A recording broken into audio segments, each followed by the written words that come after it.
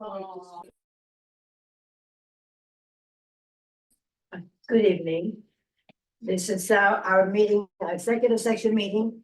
We're having an executive section due to the fact that we have to speak to our attorney who is present at the moment.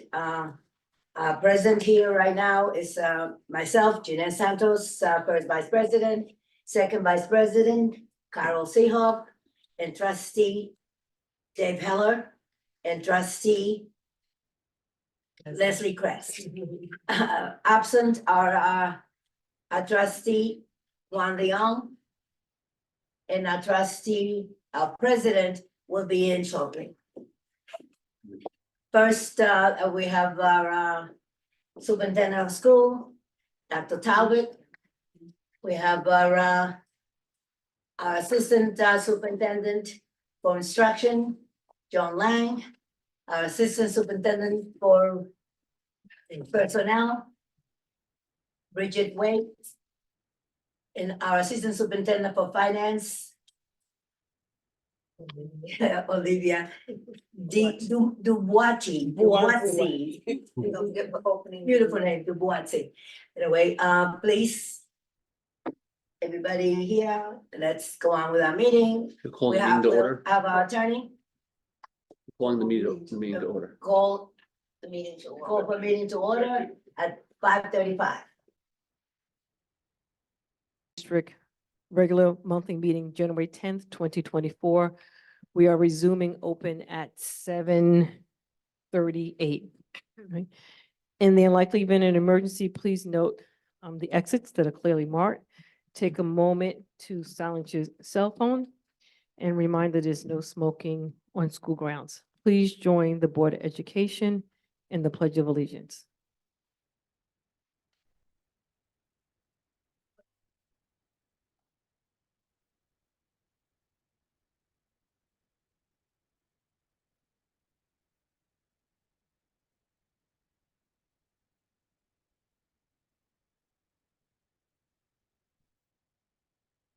At this point in time, we're going to hand the meeting over to our superintendent, Dr. Talbot. Thank you, President Johnson, and good evening to everyone, to our Board of Education, community, and our colleagues. On this evening, we do have a presentation from Sound Thinking via the person of Mr. Gregory Green. If he could come forward, along with our school resource officer, Ms. Kelly, Officer Kelly. And you can take the podium, sir. So the Suffolk County is underwriting a safety program for various areas of Suffolk County. And one of the areas identified is in our school district. And so we've been in conversation with Mr. Green regarding the next steps. And we asked him to come out tonight and just sort of give us more information so the community and our board would be aware of what the options and opportunities are for us.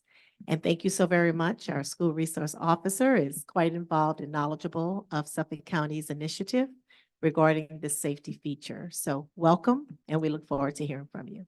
Thank you. So I'm Greg Green. We were known as ShotSpotter, but we ended up changing our name to Sound Thinking because of our products that we actually offer to agencies, police agencies. The DA's office, along with Suffolk County, decided to bring in ShotSpotter. Most people say, what is ShotSpotter?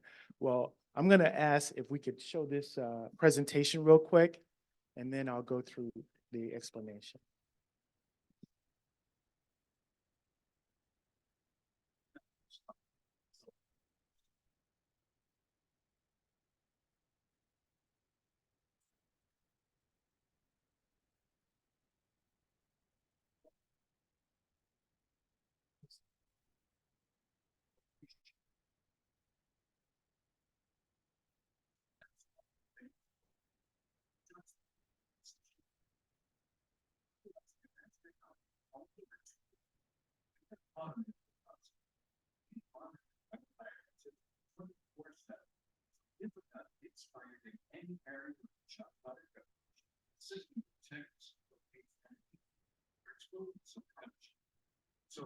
How does it work? It starts with acoustic sensors that are placed on buildings or street lamps throughout a neighborhood. If a gun is fired anywhere in the area, multiple sensors detect and timestamp the sound. The precise location of the gunshot is determined based on the amount of time it takes for the sound of the gunshot to travel to each individual sensor, effectively triangulating the sound. Exact location of the detected gunshot is indicated by a dot on a map. Once an alert is detected, it is immediately sent to our INC, or Incident Review Center, where trained acoustic experts then analyze each incident in mere seconds, determining if the sound is gunfire. ShotSpotter acoustic analysts receive extensive training on reviewing and classifying gunfire by distinguishing ones from other intelligent sounds that are not gunfire. In addition, they are trained to append additional contextual information, such as multiple shooter alerts or full automatic weapon alerts, that can prove to be essential tactical intelligence of law enforcement agencies responding to these problems. The entire transaction takes place in less than 60 seconds. With the real-time ShotSpotter alerts, police can immediately dispatch to the scene. Utilizing the gunfire audio clip and tactical information, officers can approach an exact location quickly and safely to engage the shooter, interview witnesses, and collect key evidence of the crime scene.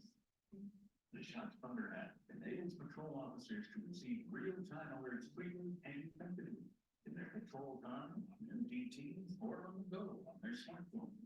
The ShotSpotter alert system is used in more than 150 cities and is an invaluable tool to help make communities safer by responding to gunshot incidents faster, making it easy to find evidence and reducing risks for police officers. Bangs, booms, pows. That's all we listen for with ShotSpotter. We do not record voice. We do not have the ability to spy on people. So we are not a surveillance system that can be used by Suffolk County to do surveillance on their residents. All it does, it listens for gunfire. Within 35 to 45 seconds, it reports that gunfire to Suffolk County Police Department. What they get an actual address where to go. Less than 2% of gunfire is actually reported to the police department. So 98% of gunfire is out there that never gets reported. So what does the community think? The community says the police don't care about them because they don't respond to the gunfire that happens. Well, this system is going to fix that, because what it's going to do is going to address the fact that no one calls. In Vegas, we had one of our lieutenants made a comment that they get about 50% of the residents that actually call when there's gunfire. Well, unfortunately, he was wrong. 2%, that's what they got. So again, it's here to help the community, right? Why do we need the two schools? Because again, the two schools fall in the coverage area for Amityville. And just to let you know, Amityville is currently live. So if there's any gunfire that happens right now, Suffolk County Police is going to get that notification so that they can respond to it immediately. This does not cost the school board anything. It's free. But what we do need is a little bit of electricity.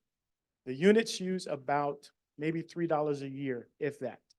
The units are not huge. They're not like cell site towers. They're actually 3 inches by 13 inches tall. They look like domes, basically what they look like. So they don't take up a lot of real estate. As far as penetrating roofs, we do not penetrate roofs. We know that many people have satellite dishes on their homes. Well, if you look at how they do the mounts, they're actually drilling into someone's roof. We don't do that. We have thousands of ways that we can actually attach our sensors to a building, or we can use what we call a sled that sits on the roof on a pad that protects the actual roof itself, and that's another way we mount. We also provide you, for every school that will that will be allowed to place sensors on, we will provide a certificate of insurance. That is to protect the school during the installation and while the sensor is on the property. Any questions? Yes. Where exactly are you anticipating putting the sensors in Amityville? In Amityville, well, there's two schools that we would like to have. One of them is, let me find my notes here. Yeah.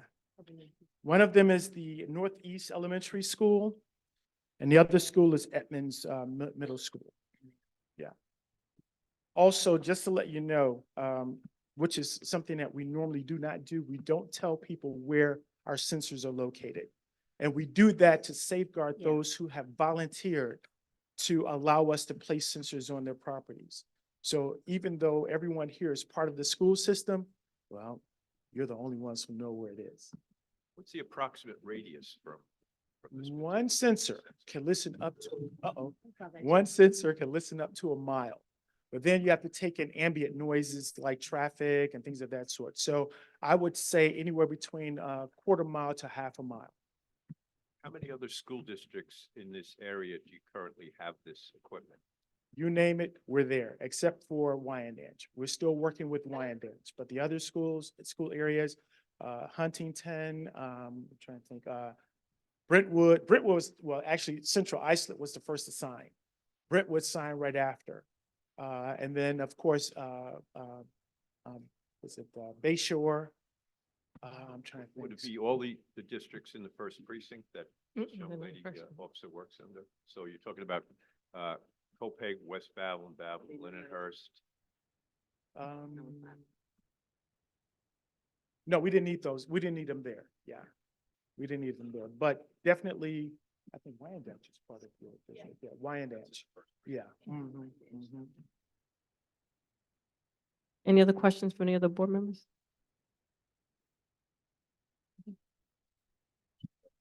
Sure, this officer will tell her how much it's actually helped the police that they have.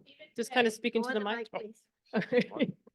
So for us, I did a presentation at the middle school this past year, and I emphasized how much time is of the essence for police, whether it's a school shooter or a regular shooting on the street.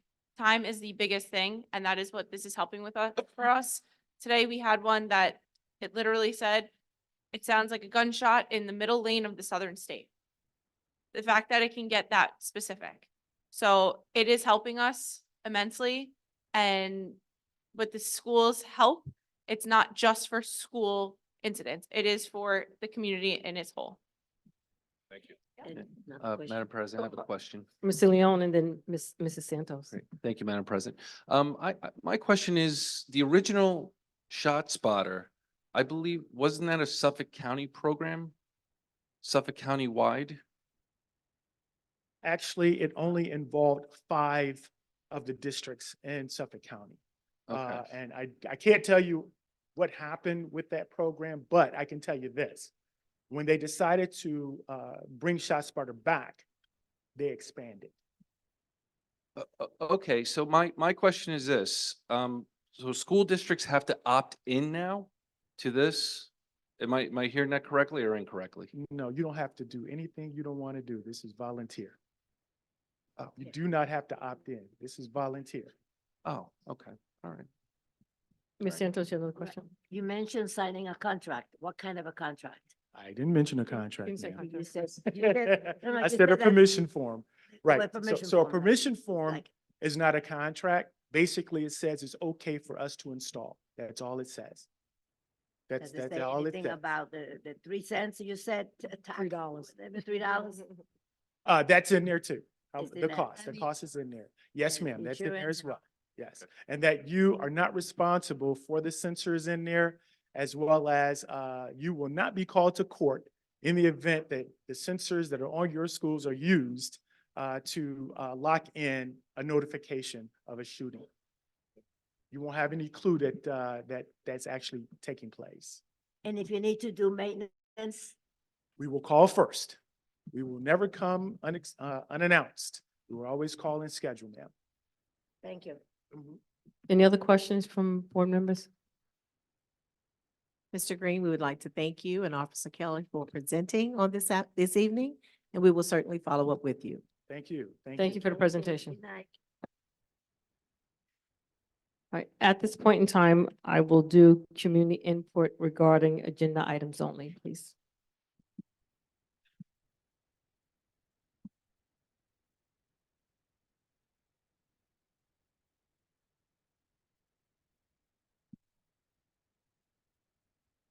Good evening, Wendy Canestro.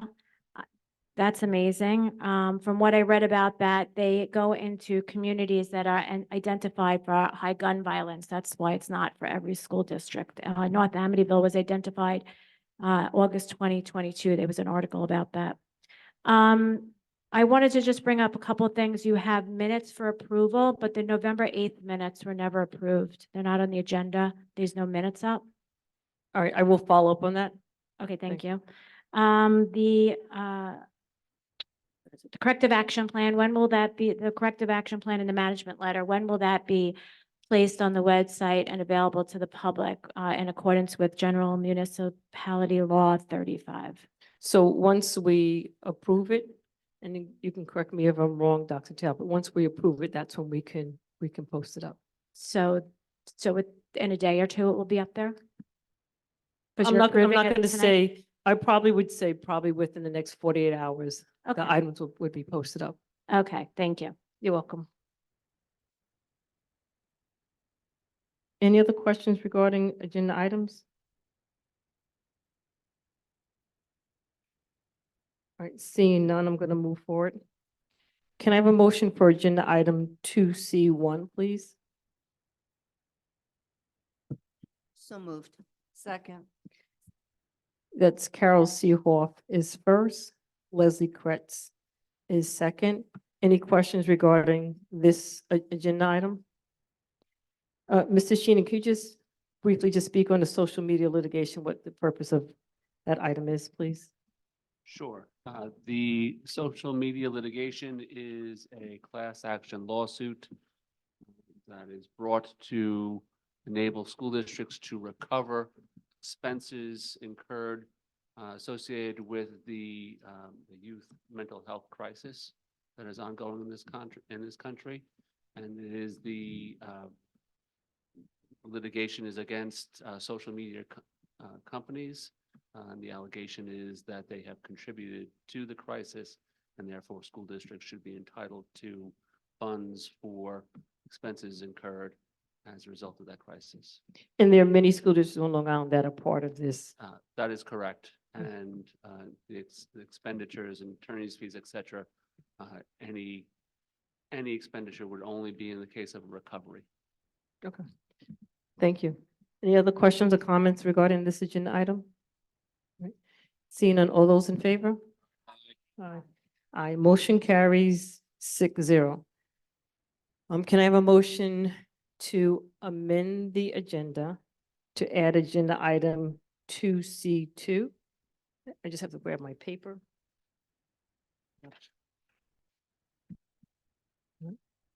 So it's, can I have a motion to add agenda item 2C2, which is a resolution? Second. So Leslie Kretz is first, Jeanette Santos is second. All those in favor of amending the agenda item of 2C2? Aye, motion carries 6-0. Can I have a motion for agenda item 2C2, please? So moved. Carol Seehoff is first. Dave Heller is second. So the resolution is resolved, the Board of Education hereby authorizes the law firms of France Law Group, APLC, and Gersier, as well as LLP, to commence legal action against the parties identified. Wait, hold on, wrong one. Sorry about that.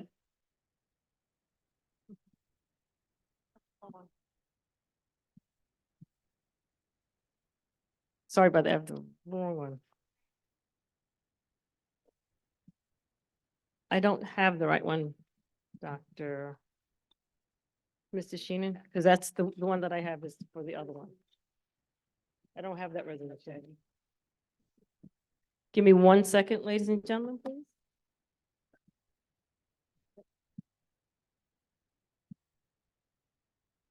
Nope, that's not it. Nope.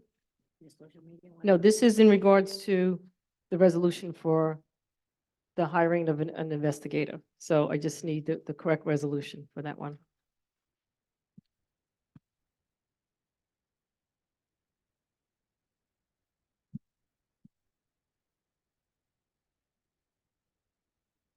I have it, and I can read it. Thank you. Go ahead. Resolve the Board of Education hereby engages the services of Jody Benjamin Finer, ESQ, to perform an internal investigation into a complaint reviewed in executive session at the rate of $250 per hour plus reasonable expenses, and hereby authorizes the President of the Board of Education to execute the retainer for the same. Okay. And we're not allowed to say what the purpose of it. That is confidential. Okay. Yeah. So, all those in favor? Aye. Aye. Motion carries 6-0. Can I have a motion for agenda item 3B 1 and 2, please? So moved. Jeanette Santos is first. Second. Leslie Kretz is second. All those in favor? Aye. Aye. Ms. Seoff, yes? Yes. All right, the motion carries 6-0. Can I have a motion for agenda items 2C1 through 4? I'm sorry, 3C1 before, 3C1 through 4, please. So moved. Leslie Kretz is first. Second. Carol Seehoff is second. Any questions regarding these agenda items? Madam President, I have comments regarding some of our corrective action plan and some of the events that led up to that. I can discuss now, or if you prefer, towards the end, we can do that. So do you have comments about the responses for the action plan or just? No, I'm sorry, I misspoke. I have comments about events that led up to that. Basically our debt. All right, so it's not correct, it's not connected to the corrective action plan that's been submitted by the internal and external auditors. Well, we are correcting what got us into debt. Right, But it doesn't matter to me. I can say it now or towards the end. all right, well, it's not. Okay, So, very good. Okay, so you can make the comments at the end? Very good. Thank you. Any other comments or questions regarding these 4 agenda items?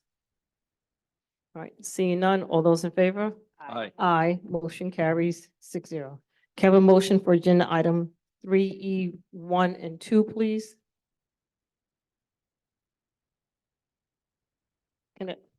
Dave Heller is first. Second. Jeanette Santos is second. Any questions regarding these agenda items? All right, seeing none, all those in favor? Aye. Aye, motion carries 6-0. Can I have a motion for agenda item 3F1, please? So moved. Carol Seehoff is first. Leslie Kretz is second. Any questions regarding the course catalog? All right, seeing none, all those in favor? Aye, motion carries 6-0. Mrs. Sheena, do you have anything to report to the board in open? Nothing for public. Okay, thank you. Dr. Talbot? Yes, thank you. Good evening once again. I am delighted to share some of our school community's incredible achievements and milestones during the second quarter of this academic year. It's been a period filled with artistic expression, academic planning, community engagement, and historic athletic accomplishments. Our winter showcases in art and music were a testament to the dedication and talents of our student scholars. The concerts were amazing and infused the air with festivities, leaving a lasting impression on everyone in attendance. If you were there, I think you would agree. The depth of our students' musical abilities was on full display, captivating audiences and spreading joy throughout our community. Furthermore, I'm immensely proud to highlight the heartwarming performance by our high school students who performed "O Holy Night" in American Sign Language. Their dedication to inclusivity and creativity exemplifies the values that we cherish at our school, showcasing their commitment to embracing diversity and fostering unity within our community. I encourage everyone to visit our website to view the district's virtual Winter Art Showcase. On this online platform, the brilliance of our students' artwork continues to be displayed for all to enjoy. In line with our fiscal responsibilities and transparent planning, the schedule for our upcoming budget workshops will be presented to the Board of Ed for approval on February 7th. Our first budget work session is scheduled for February 14th, the sweetest day of the year, providing an opportunity for collaboration and thoughtful financial planning. Beyond academics, our community embraced the spirit of giving during the holiday season. Our staff and students actively participated in several outreach programs, embodying our values of empathy, compassion, and community service. I'm incredibly proud to announce a historic moment for Amityville Memorial High School's varsity track and field team. During the United States Marine Corps Holiday Classic at the Armory in New York City on December 29th, several student athletes made school history, leaving an indelible mark of excellence and sportsmanship. I placed a call to Coach Reynolds as they were traveling on the train this evening to continue their competition, just to give them a rah-rah that we're rooting and standing behind you. These achievements reflect the dedication, hard work, and passion of our students, faculty, staff, and community members. As we continue this academic year, let us carry forward the spirit of excellence, collaboration, and community engagement. The hearing for the statewide real property tax exemption for volunteer firefighters and volunteer ambulance workers will be held on February 7th, right here in this auditorium at 7 p.m.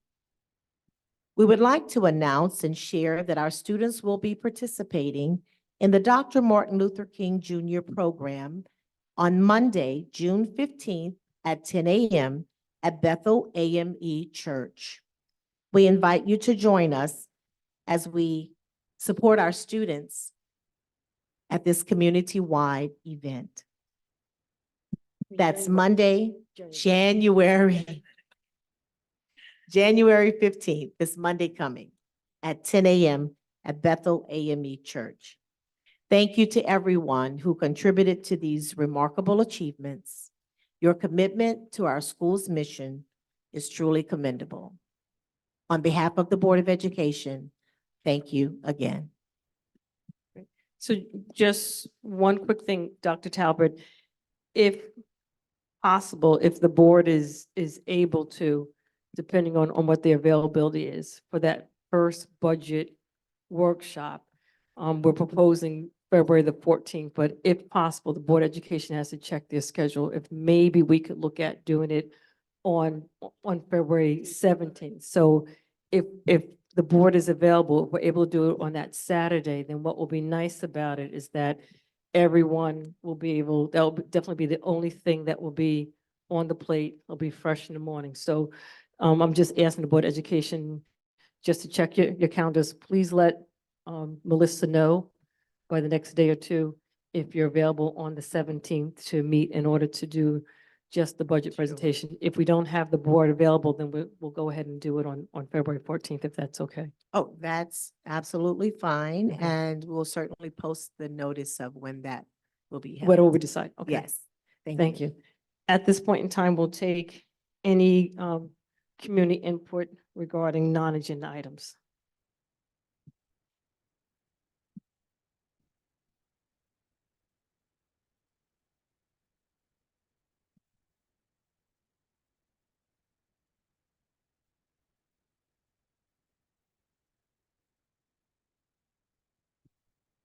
Good evening, Happy New Year. Margaret Schaff, Amityville. Dr. Talbot, thank you for replying to my email that I had sent regarding some issues of the last meeting that I attended. But I did do a second reply, which I did not receive an answer with regard to the cell phone pouches that were ordered for the middle school and then for the high school at the tune of $31,000. You told me on your reply that the middle school pouches for the cell phones were being returned. My question, A, have they been returned? Are they in the process of being returned? And if they are getting returned, is there a restocking fee that the district will incur for that $12,000 purchase? I think I may have responded today to those questions via email, but let's double check. Ms. Buwati, I know we were in the process. The mailing labels have been completed. Have the actual cell phone pouches been physically returned as of today? So just speaking to the mic, please. Yes, Was they there, have been returned. is there a restocking fee for for that return? So there was communication with the company, and as of today, they have not charged us a restocking fee. As of, is it part of the contract that there would be a restocking fee? Are you negotiating no restocking fee? There was, What's the- there what's was the no set- indication that they Okay. would charge us. And And- the conversation that the business office had with them today was that there was no restocking fee Okay, based on today's conversation. great. And what about the $19,000 for the high school pouches? What's the consensus and the status of that? A, are you considering to continue with that purchase when you could have an other alternative? Or B, are they returned? What's the status of that? So the high school never physically received their cell phone pouches. So there was no return required Right, of those. So today, as far as I know, Ms. Buwati, that matter has been closed out with the high school as well? so the order was canceled. Yes. The order was not received yet, so the order was in fact canceled. Okay, so you can look up Walmart or anything else and get those shoe bags. That'll do the same thing for like $15 per classroom. Thank you very much. Thank you. Any other non-agenda item questions?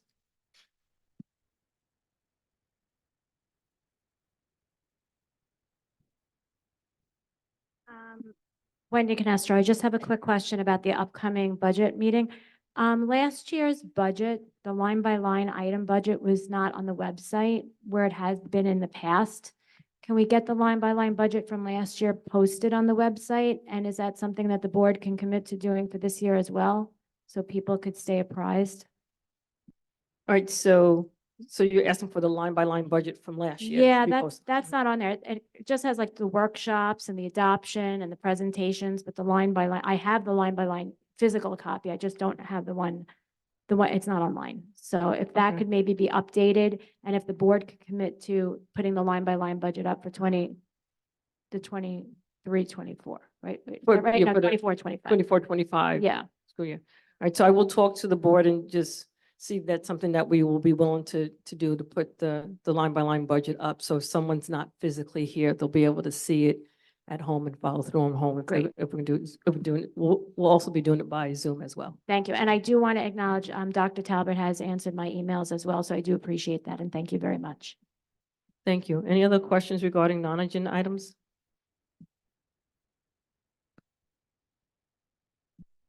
I did neglect to say regarding the cell phone pouches, and now that they are being returned at the tune of $31,000 savings in a crunch that we certainly need every penny possible. So congratulations. I applaud you. And when I tell you, I would love to applaud you, I will. I applaud you. Thank you. Doing something worthwhile. Thank you. Any other questions regarding non-agenda items?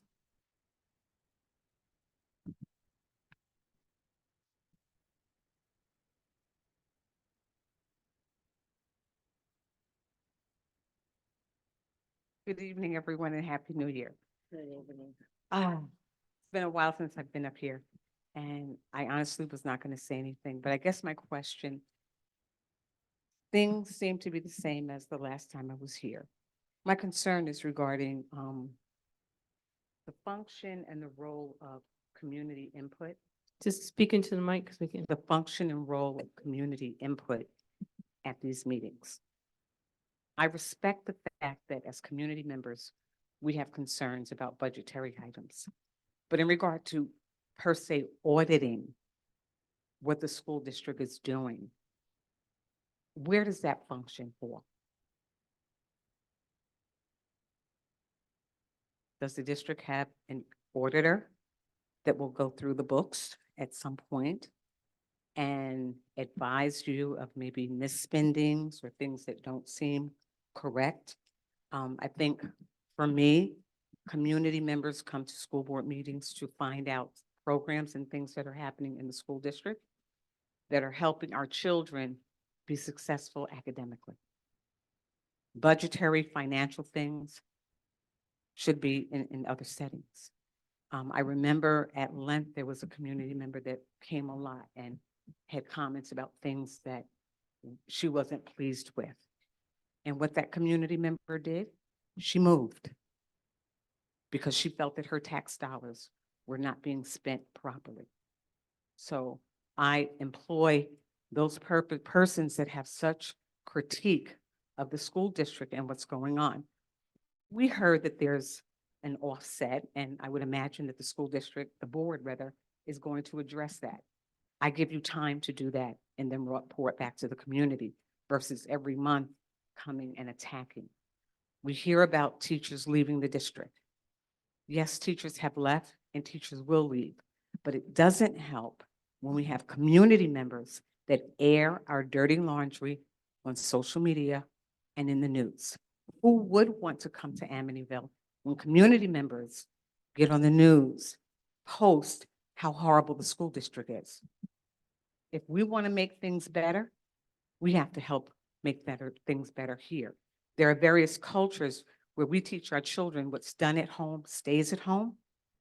When will Amityville begin to practice? If we have problems here, let's fix them internally versus airing our dirty laundry out. Thank you. Any other community input regarding non-agenda items? Ms. Shutt, before you go, I think Megan was waiting to come up. Can she come up first? Fine. It's no Okay, big deal. go ahead. It's all relevant to the last speaker. The responsibility of the community members are for oversight of this body, for fiduciary responsibility, to ensure that there's transparency, to make sure that all the i's are dotted and the t's are crossed. So for airing dirty laundry, I'll be all about airing dirty laundry when there's dirty laundry. We've had dirty laundry. So I'm sorry if you think that we're all going to sit behind lace curtains and just think that Amityville is the end all and the be all. It has not been the end all and be all. It is hopefully on the way to be the end all and the be all. But that would be my point of standing here time after time to make this place a better place. I sit here and criticize because we want better. These children deserve better. So if there's dirty laundry to be aired, it will be aired so that improvements get made. End of sentence. Thank you. Any other community input regarding non-agenda items?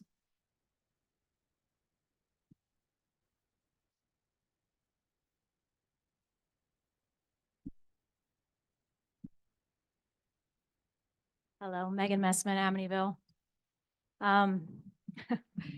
So I do have questions and they're financial questions. And I respect the idea of not asking financial questions, but unfortunately not enough information is shared with the public. So I'm going to ask the questions. What the corrective action plan for the external audit, for the financial audit, what is the synopsis of the corrective action plan? So now that the Board of Education has approved it, it will be posted online for each of the different areas. They provide information, we have provided information about what that plan is. So there's not a complete synopsis, but each area that was identified to us, there's been a response on how it has already been corrected or is in the process of being corrected, or it will be corrected. Okay, and who were the committee members For the for the audit But committee? our audit committee includes the entire Board of Education. Is there ever an opportunity for a community member to be involved in a committee? As Well, for the audit committee or any committee, so I right guess now. any committee. So for the Board of Education, the committees that we do have, we have the Audit Committee, there's the Health and Safety Committee. There is another committee that does not come to the top of my head. So when we do our reorganization meeting, usually what happens at that point in time, the Board of Education, the members make a decision on what committees they want to serve on. To answer your question directly, as we move forward, I believe it was maybe about a year and a half ago, the Board of Education was talking about having more committees, that those particular committees would be, community members will be able to be involved, but we would have to provide what would be the focus of the committee, how long how long it would last. So that's how it goes. When it comes to audit committees, each school district can decide how they want to do their audit committee. Some do the entire board, some have community members on the outside be part of the audit committee. So each school district is allowed to determine the audit committee and the makeup of the audit committee. Okay, I think it would have been nice to understand how the committee was gonna be made up ahead of the corrective action plan. And I also have been, Mr. Playa and Ms. Graham have held meetings where they invite the parents of Park Avenue. And I hear a repeat theme that the parents want to be able to be involved. So I think there are community members that want to be involved. So I really urge that you consider allowing community members to get involved. So just for the audit committee, that committee is established at our reorganization meeting in July. So that is a public meeting. The public is aware of the audit committee. To your point, one thing the Board of Education can do, we can maybe put it on the website that this is the audit committee. This is how we determine who's going to be on the audit committee, and that's the function. So therefore, a community member can now look at to get more information about the audit committee. I think that would go a long way. Why is there not a review of the monthly financial report for the public portion of the board meeting? So for Like the review of your So- spending and the health of the, yeah. Mhm. right, so to answer your question, each month, the Board of Education typically will get what's called the treasurer's report. And when we do our meeting, at that point in time, when I say any questions about that, about that particular report, that's the time where the Board of Education can bring it up. As we move forward, one of the things that the board has asked Dr. Talbot are different things that we can receive on a monthly basis. And depending on what it is, that's something that we can present in public so the entire community can be aware of what they are, where we are at that point in time. Okay, thank you. Because I looked at surrounding communities, Board of Education agendas, and they have a financial portion of their meeting. I asked about the cost estimate for the middle school. I asked about the plans. I've asked a few times. I understand it's been submitted. I'm not gonna like look at it to look at tile selection. I was asking the question because I wanted to see what the cost estimate was as compared to what the budget was for this school year. So I'm not exactly sure why you have left out the answer to the question on what the construction cost estimate is. So that's a question that I think Dr. Talbot had responded back to you, if I remember correctly. Was that a question that you sent to Dr. Talbot? Okay. Okay. Right, go ahead, Dr. Talbot. Right, the cost has not been defined as of yet because the specs have just been sent to New York State Department of Education. So there's a process that it goes through, and when it's returned, at that point, the cost will be clarified and we can make that information available. Okay. Are we gonna be made aware of when the litigation to keep the name Warriors has reached the cap of $20,000? Yes, you'll be made aware of that. Okay, and I think I also asked about setting goals, in particular for the superintendent, but that's just because I was aware of that and I have not seen that discussed or posted. So sorry, everybody has goals, right? I have goals at work, that's how I get reviewed, so. Right, so Just curious, that's, so thank you for that question. That's something that we will follow up on. And so that way the community is aware of what her goals are for the Okay. board. All right, I appreciate it. Thank you. Are there any other questions regarding non-agenda item? I guess I feel it's necessary to come up here to have a little democracy conversation of how democracy and government works. The board oversees the superintendent, the community oversees the board. A little offset of course, there was an overspending of over $3.6 million for this budget. That is a lot of money. I would love to know the plans to recoup the money. I don't know if you want to address that now or if you're going to address it in the budget meeting, but that's nothing to sneeze at. It's certainly something the community should be aware of because I'm 100% sure you're going to come to the taxpayers for that money and my taxes are going to go up. So financial questions should not be swept under the rug. That's my tax dollars. The taxpayers fund the school budget. They fund the entire school budget. We have every right to ask. We have every right to redress grievances with our government officials. This is how democracy works. I'm sorry if some people don't like that it's said in public, but every resident should know, every neighbor should know. And it's also an opportunity to hold the elected officials accountable and to hope that they do better for the benefit and success of the students and also to represent the taxpayers and to stay within your fiduciary role. And by the way, these 3 bargaining units that are currently with expired contracts. So it's 3.6 million overspent, 3 bargaining units with expired contracts. Thank you. Any other questions regarding non-agenda items? All right, seeing none. Does the board have anything to say?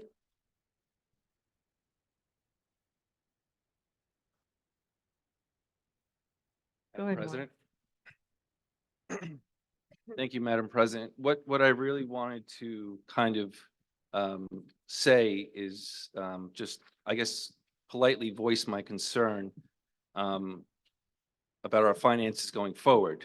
Not only because I have children in the district, but some of the ramifications, we can't get out of them within a year. It takes multiple years to get out of it. And that's something that we should be very concerned about. Our assistant superintendent for finance provided us with a presentation with a bunch of things. I mean, look, not trying to beat a dead horse, but looking at some of these codes, some of these budget line items that we exceeded, you know, the highest one being with special education, the net of all 400 codes exceeded $1.3 million. That's a lot of money. To put it into real terms, that's the starting salary for 26 starting teachers on step 1 with a bachelor's degree. So when we ask about, okay, why are we not hiring more teachers? Why are we not paying more teachers? We have to stop this hemorrhaging. We have to stop this bleeding. Another thing, employee benefits, paying for our teachers and employees' health insurance, their retirement, our portion of their Social Security and Medicare. This should be a formula that really has little surprises in it, but still we underestimate it by over $1 million. I'll politely say it, this cannot happen going forward. You cannot run a successful district, retain teachers, hire new teachers, pay them the salaries that they want while we hemorrhage out funds like this. So it has to be fixed. And just one final thing. One thing that just really stood out to me was almost $105,000 for postseason games and supervision. And from what I was told, that was just for our soccer team. We have been blessed in our district to have an outstanding soccer team. I believe they're nationally ranked. We go to the playoffs every year. We have never been asked to find $105,000 for our soccer team for the officials in Section 11. This is the first year it happened. So either that was built into the budget as a cushion in the previous years, or we just blew that line item. I don't know. But either way, these are things that hopefully that correction action plan will fix, because we can't move forward until we stop bleeding. Stop the bleeding first, And then you can work on some of the things that we want to do going forward. Final point, we talk about, we have two multi-million-dollar projects coming up the pike. One of them is that energy efficiency contract that we have that will add solar panels, lights, and things like that to make us more cost efficient. It's great, and we're going to see a net gain from that, but the initial cost has to be fronted by us. It has to be borrowed. Okay, so that's a multi-million-dollar project that needs to be borrowed for. A second project is nearly a $10 million bond for our library, which the taxpayers voted for, which is needed, which is deserved. We have to find the time, not the time, but we have to find the money to borrow from that. And we, just like any municipality, have a bond rating. When you take on too much debt, your bond rating can take a hit. And when your bond rating takes a hit, that's equivalent to your credit score taking a hit. When your credit score takes a hit, you will no longer get a credit card with 0% interest. You'll get a credit card with 30% interest. And the rate that you have to pay year after year after year after year hinders your district. It hinders what you can and can't do. So I just hope that we can make good financial decisions that doesn't constrict and hold back our district and everything that we want to do. That's all I want to say. Thank you, Madam President. Thank you, Mr. Leon. So I just need to, I'll just make my one comment, and I cannot speak for the entire board. So you have taken the time to share, your perspective on it. I will say, and I think I can speak for the other board members as well. If I'm speaking out of turn, then you could please correct me. Every single one of us who is sitting here as a board member is very concerned about the situation that we're in. There's things that, a lot of stuff that we have read, we have reviewed, redigested, regurgitated back out, asked our questions, asked things about different individuals who are involved in the process. So we have been doing our due diligence. You may not see it in public, but it has been behind the scenes because some of the stuff had to be behind the scenes with the type of questions that we were asking. So that's number one. Number two, one of the things that has occurred, and Dr. Talbot can correct me if I'm incorrect, when we met last week with our internal auditors, that we will be putting things in place, that different checks and balances will be added to our financial process. So I should say, looking at our financial situation. So therefore, as a board education, there'll be more things that we will be getting on, more detailed information, I should say, that we'll be getting on a monthly basis, and not monthly, it'll be quarterly. So therefore, we as a board will be checking things as well and asking more detailed questions. So we have started the process. When the internal orders were, we met in executive session last week with the internal orders. That was one thing that was discussed. There are things that Dr. Talbot and Ms. Pawazzi, as well as the internal orders, will be working on those things in terms of controls that will be put in place. Some things have already been put in place. So the key is this: as board members, if I'm incorrect, you can correct me. So we are addressing the issues. We will bring things to you, and so therefore the community can know what those controls are going to be. We're not going to hide it from you. Once we get them all in place, we will let you know what they are. So therefore you will be aware of them. We can also do monthly reports on them as well for you. And if not monthly, at least quarterly. So therefore you guys will know where we're at, right? Can I have a motion to adjourn, please? It is now 8:31. Stop the meeting. I'm looking to do a band-aid on the meeting. Stop it. Band-aid. So Dave Heller is first. Second. Carol Seehoff is second. All those in favor? Aye. Motion carries 6-0.